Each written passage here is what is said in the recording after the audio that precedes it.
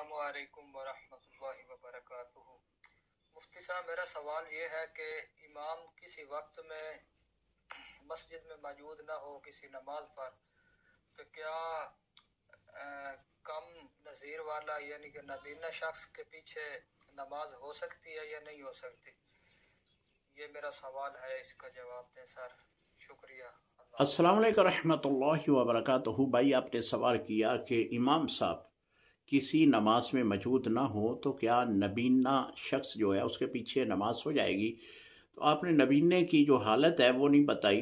اگر وہ صاف ستھرا رہتا ہے، نجاست والی جگہ پہ اس کا زیادہ آنا جانا نہیں ہے، یا پھر ایک دیکھنے میں ایسا محسوس ہوتا ہے کہ بعض نبینا حضرات اپنے آپ کو بہت صاف ستھرا رکھتے ہیں، اگر اس طرح کا کوئی نبینا ہے اور پھر وہ امام کے جو مسائل ہیں وہ بھی جانتا ہے، تو پھر تو اس کے پیچھے نماز پڑھے، نماز ہو جائے گی۔ لیکن اگر امام صاحب اس طرح کے ہیں کہ نہ وہ امامت کے مسائل جانتے ہیں اور نہ ہی وہ اپنے کپڑوں کو پاک رکھنا، اس طرح کے مسائل کا وہ خیال نہیں رکھتے، تو پھر ایسے نابینا شخص کے پیچھے نماز پڑھنا مکروہ ہے۔ السلام علیکم ورحمۃ اللہ وبرکاتہ۔